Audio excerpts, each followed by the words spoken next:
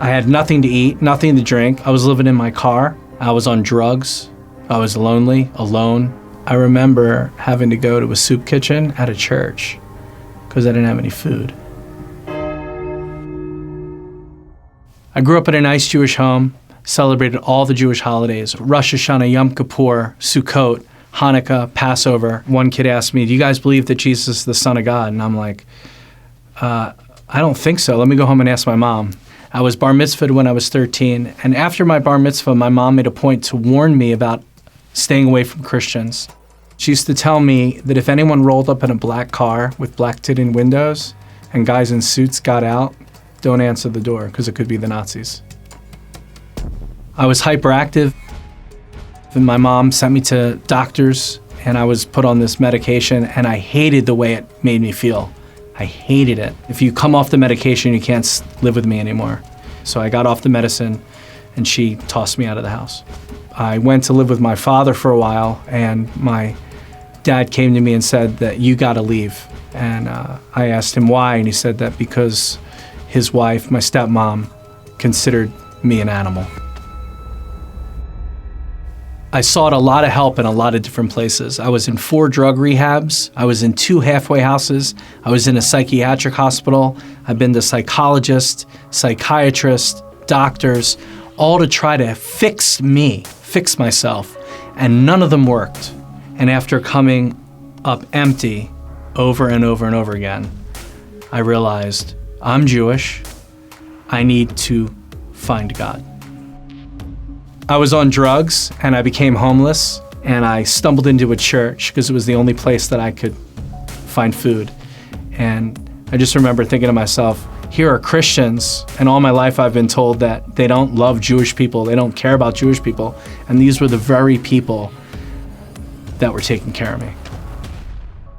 I remember saying to myself, God, I really want to know you. I really, really need to know you. And I always had a connection, always believed that there was God out there, but I didn't know him personally.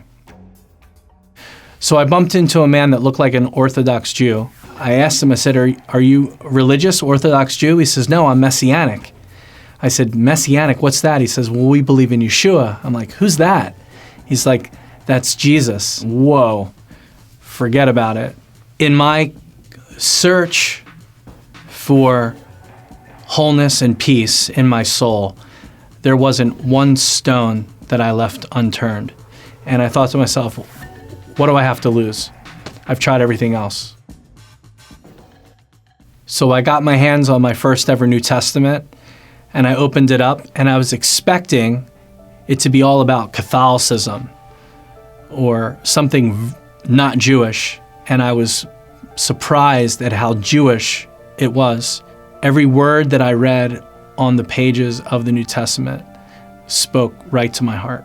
It was almost like God could see into my heart and could see how fearful I was and was speaking right to my fear, right to my anxiety. And I remember saying to myself, why didn't somebody tell me this sooner? Jesus never studied psychology in university, but his very words spoke to me better than any doctor has ever spoken to me. His words spoke right to my heart. It's easy for me to forget where I came from, but when I see people that are homeless and on drugs and bound by alcohol, I remember how God intervened in my life, that he died for us and poured out his compassion and his forgiveness to set us free from our addictions and to give us life and love and hope.